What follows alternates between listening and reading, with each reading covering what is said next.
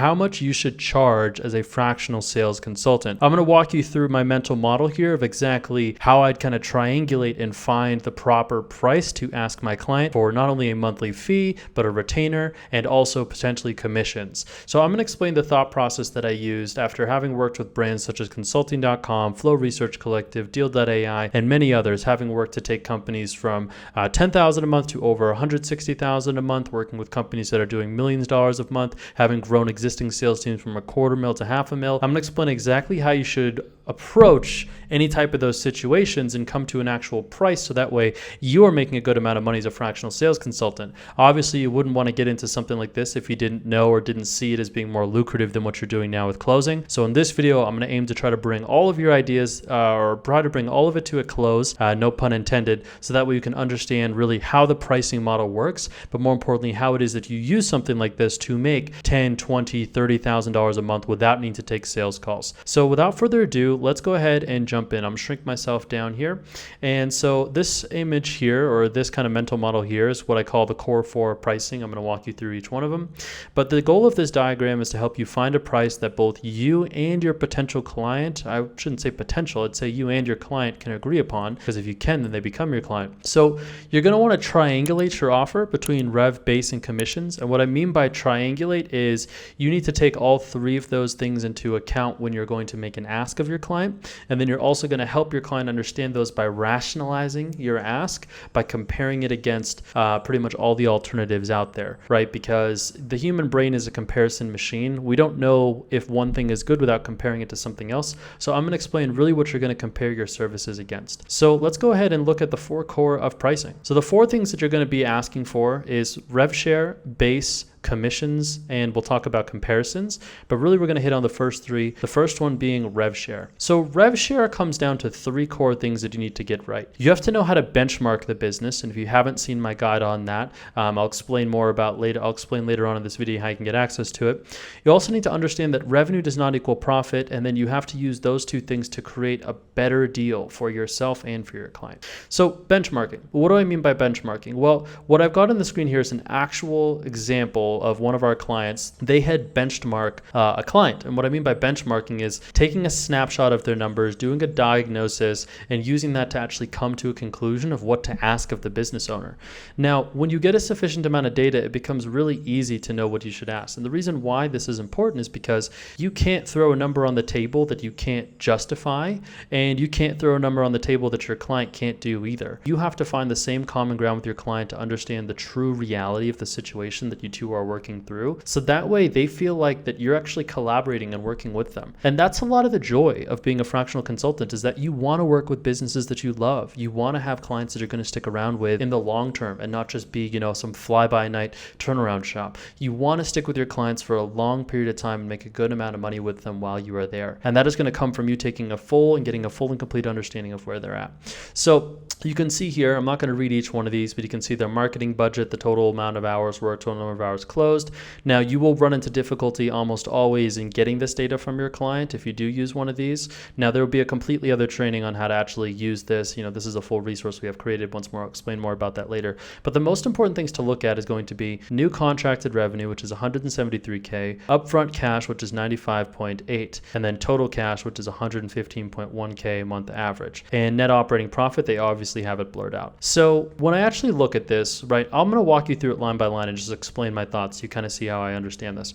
So total monthly marketing budget, they're spending around $53,000 on the last month. So closer hours, completely overstaffed. You can see that they have 3 closers working 8 hours a day and that there's only 177 demos. So once more, a closer should roughly take 25 calls a week, which is, 5 calls a day. If they're working 8 hours a day, that's 8 calls. And if you have that across 3 people, 8 times 3, they have 24 hours worth of calls in a day. 24 times maybe 22 working days in a month is 585 slots for sales calls. They have 177 demos. So that means they are, if you've got 528 divided by 177, they're 2 times or 3 times under where they should be in terms of bookings to the size of their team. So they're bloated right there. Now, number of hours of settings don't have tracking, which is bad. Total number of tracking, which is bad. Introductory calls, outbound, number of all calls. Well, they have appointment setters. So if we actually look at the number of setters that they have in their team, they don't have it disclosed here. I do have the larger document of this where I do know, but they were badly overstaffed on setters. letters. So what this means is there's money being left on the table. If you guys know anything about sales, you know that it's easier to get one salesperson to manage a bunch of deals and close a bunch of deals than it is to try to get 5, 6, or 7 people to manage a ton of deals and close a ton of deals. Like, you want to keep a salesperson busy. They are best when they have more stuff to do in a day than time in a day to do it. Now, continuing over, once more, we talk about the new contracted revenue. So how do you actually use this to come to a price? So benchmarking, right? We can see that they're at 173K, they're doing around 95. So if their cash collected in a month is 195.8 and their revenue is 173, if we take out commissions, so of 95.8%, 95,800, 10% of that is going to be going to closers, so that's $9,580 out the door into commissions. 53,000 of that is going to go away to marketing, which cuts the business down to roughly 35,000 in profit.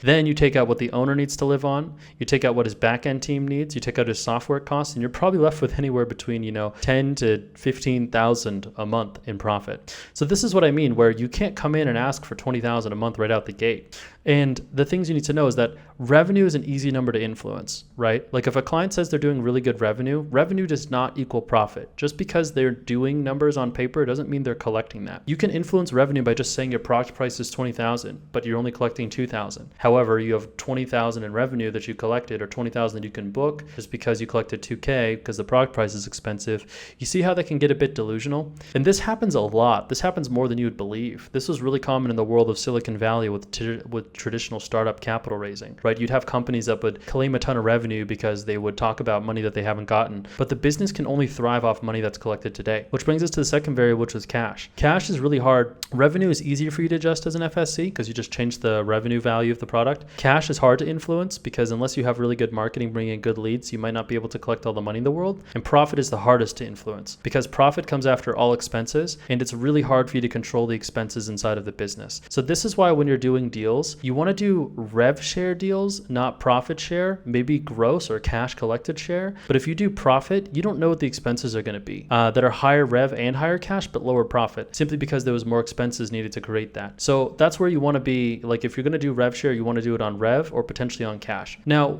the reason why I put arrows on this document and have it go full circle is because this is the process. You're constantly benchmarking the business, you're constantly assessing the profit, and you're constantly assessing what you're going to ask for. And that's going to take us into the next variable, which is how you're going to pick your retainer fee. But before we finish that up, you need to help them when they're down. And what I mean by this is when you're coming to a client, they're most likely looking for a fractional sales consultant when their business isn't doing great. When businesses are high and mighty doing, printing cash, hand over fist, they're not looking for a whole lot of growth because they're already growing, they're doing good. So in instances like this, you can't come in with some egregiously high ask and expect somebody to be okay with it because they're suffering. But this is where there's a lot of opportunity for you because you can take advantage of that in knowing that, hey, give me more control. Let me really plant my seeds or immerse myself in your business. So that way when you're doing better, I'm irreplaceable. But cool. So that's how you pick your fees. So to tie it up, you need to benchmark the business, understand the difference between their revenue and profit, and use that to kind of come to what your base should be, and also set yourself up if you want to do a rev deal or a cash collected deal. But don't do it on profit because profit's this big,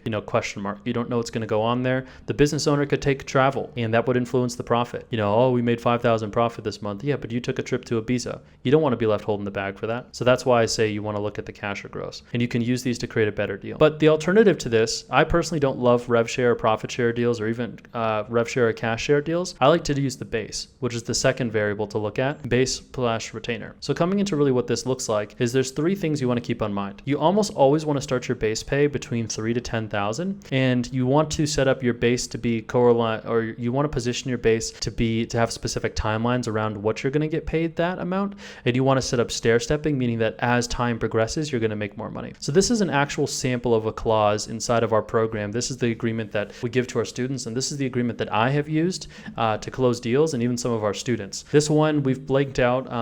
We've blanked out some of the figures, but some of them are actually correct.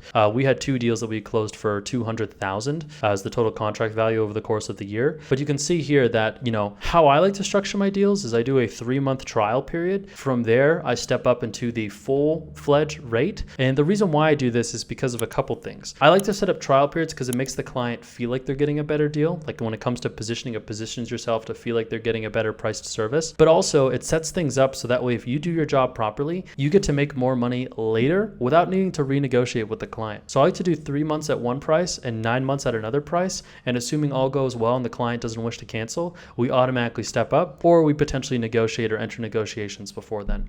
So what this says here is an ongoing setup and management fee for the services outlined in section 1 through A through K, which is in the full agreement. Just pretty much says what we do as an FSC. Client will pay the trial price of $3,000 a month, $5,000, $10,000 a month for 3 months. So I like to do my trial prices lower, like $3,000 to $5,000. Really, I don't like to go any lower than $5,000, just in my experience now. We've had some students, this deal here came to a close for $3,000 a month. Because also too, when you think about doing a percentage of rev, if he's asking for $3,000 on $35,000 profit, he's already taking nearly 10% of the business's profit in a month. So that's already half decent when it comes to like what you're going to ask for anyhow. So this will be due every 30 days at the first of each month. The payment will automatically be deducted from the method on file. After the 3-month period ends, the ongoing management fee should be, grow to $10,000 a month. So I will do $5,000 for the first 3, $10,000 a month for the remaining 9, for a total value of $200,000 over the course of a year. Now, the reason why I do a total value of $200,000 is because I want to create what's called a balloon payment. A final payment at the end of the year. So if I do,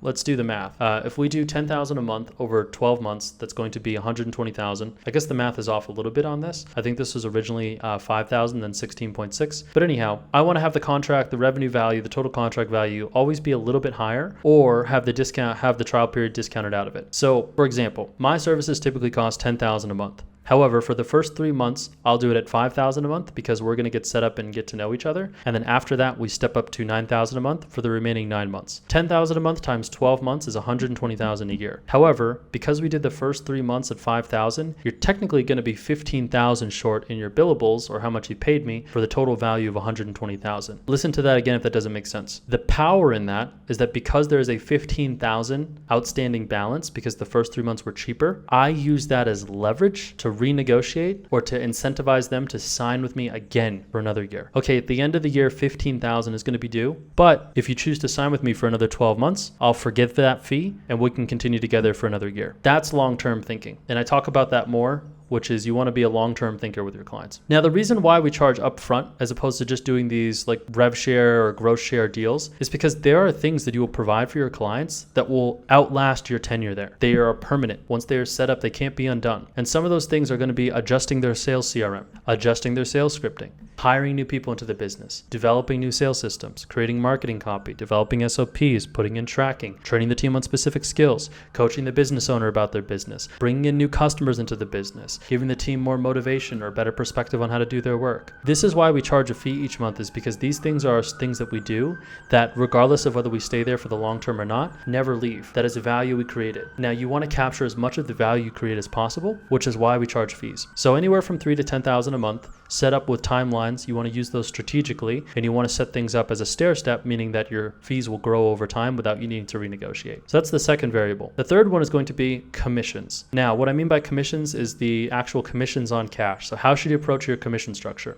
You want to ask for anywhere between 10 to 20% on the cash that you collect if you happen to close a deal for a client. However, you want to be very short term in your thinking about commissions, and you want to position yourself so that way when a team is built, you're just getting an override from the team. Now, you could have a team override or you could have the rev share. You can't really have both. I would prefer to do base plus commissions and team override than a rev share. The reason why I don't like rev shares or even cash shares is just because you don't know what's going to happen that month, and I don't want to set myself up to have a lot of volatility in my income. I want to have leverage, which is why I even became a fractional consultant. Now, technically getting an override from your team is kind of a cash share, but either way, it just puts the incentive a bit tighter and keeps the responsibility only on the things you can control and influence.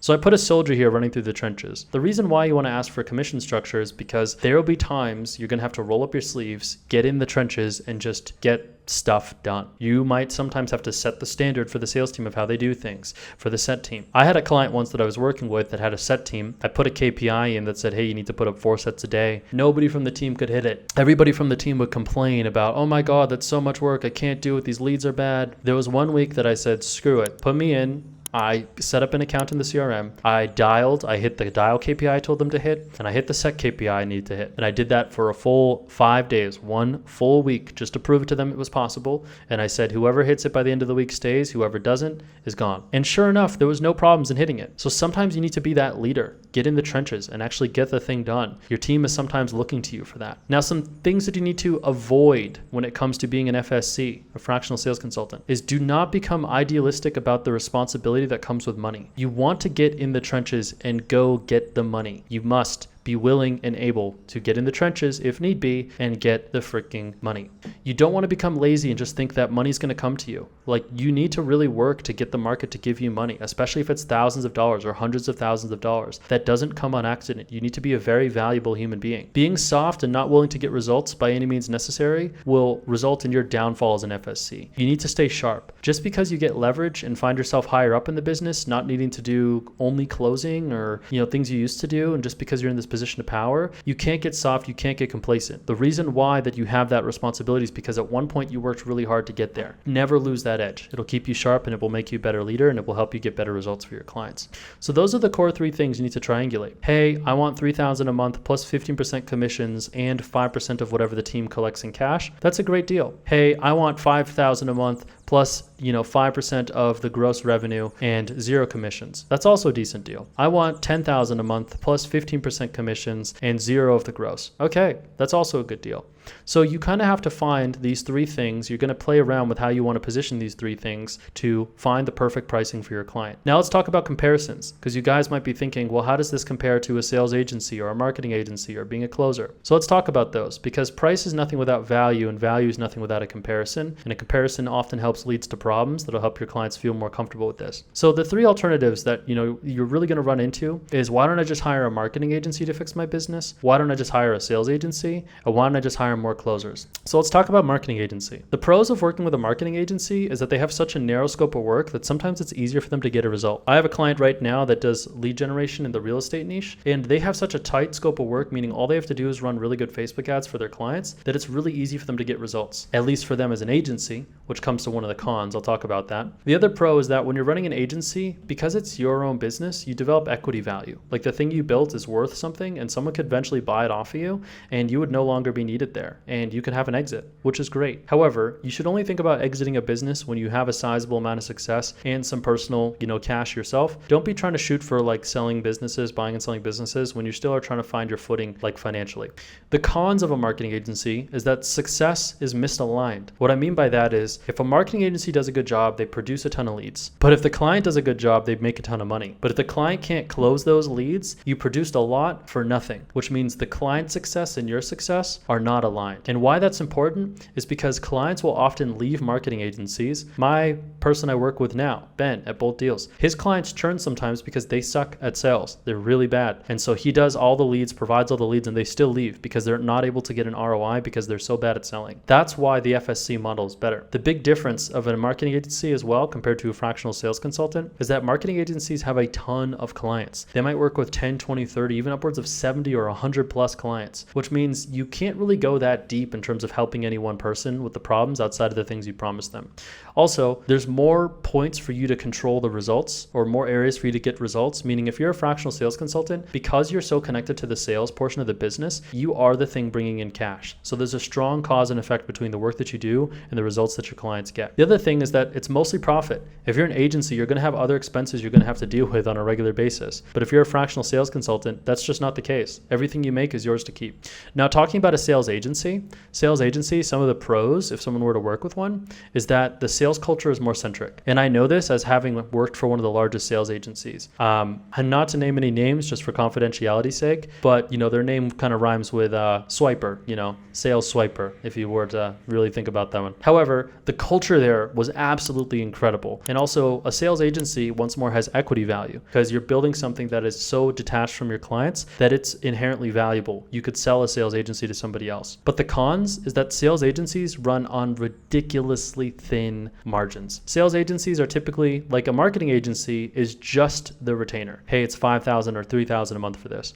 A sales agency is typically just the Rev Share, meaning we're taking 23% of everything that we collect across the board. However, If you're an agency running only on Rev Share with no fixed fees, you are having to pay your closers, your setters, your admin, and your taxes out of upwards of 20 to 30% of the gross that a business brings in. But the cons of this is that it can dilute the client's brand. Because you're pretty much just a collection of salespeople that you place on businesses on a whim, depending on someone's availability or depending on someone's ability to sell. Sales reps, you often see really high turnover across, one account. When I was working for a sales agency, they would recycle reps. They would cycle reps in and out of different businesses just depending on the availability of the reps that week or how many leads. And so it's weird for your clients to not have like one point of contact. As I mentioned at the top of the video, it is so much easier to have one salesperson be overwhelmed with opportunity and do really good than try to share that opportunity across a bunch of different people hoping that they both perform. Because you have your A players and your B players. The other thing is that fulfillment is fairly risky, meaning that you don't know how easy or how difficult a product is to sell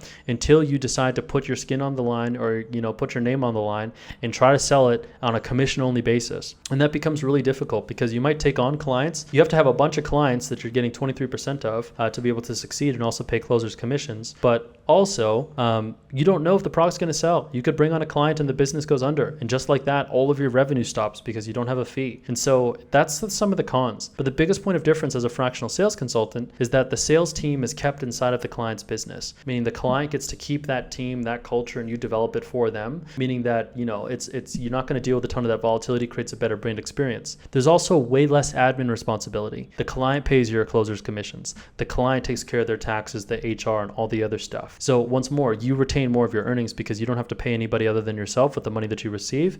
And your workload is so much easier because you might only have 2 or 3 clients you're taking care of, as opposed to constantly trying to solicit, bring new things in, train sales reps on it, get salespeople performing, and all of this chaos that can happen. And then the thing right next to that is going to be a commission-only closer, where if you're a commission-only closer, your workload is so simple that sometimes that's really gratifying inside of itself. It's also way faster moving, meaning if you like a business or don't like a business, you can come in and leave in a really tight time window. But some of the cons is that your income is really volatile. You cannot control marketing as much. You cannot control the lead flow. You're dependent and wholly dependent upon the business owner. There's also no upfront cash. Some sales positions play bases or draws, but for the most part, there's not a ton of cash that's really paid unless you're only getting paid on commissions. And then also you can be really easily removed. If you stop performing, then just like that, you're on to another one. So you're a sales agency, but the risk is just you. The biggest difference as a fractional sales consultant is that the responsibility is shared across you and your client, but also across the sales team that you build. You might have 2 closers, 3 closers that are selling, and you're kind of the leader of them, plus the leader of the setters. And so you're not the one to blame for someone's performance or lack of performance. You kind of have someone else you can look to, which is your closer underneath you.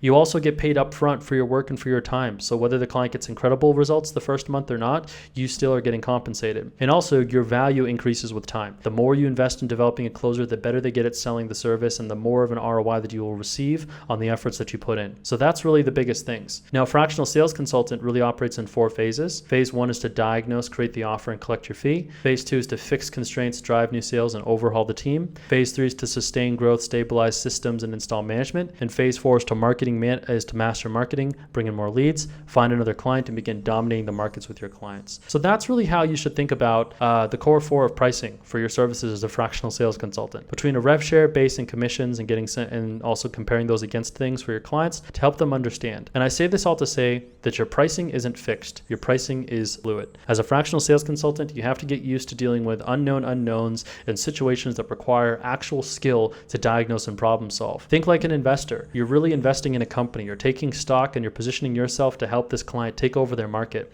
And if this is something that excites you and interests you, and you want to go deeper down the world of fractional sales consulting and master the skills to be able to do things such as a diagnosis, to collect your rev share, your fee, and your commissions, then click the link down below to join my group, Closers into Consultants. And it's a place that I provide free training on a weekly basis on everything and anything fractional sales consulting. And from in here, if you find it really interesting, or if you message direct, you can set up a time to speak with me directly, where we can talk completely about how it is that we can help you or personally hold your hand through this entire mentorship or the entire process, start to finish, of going out there. Everybody comes to fractional consulting in a different place. So for those of you who are trying to figure out what to price and you're at that position now, I hope you find this helpful. And until we speak next, I'll see you guys in the next video. Cheers.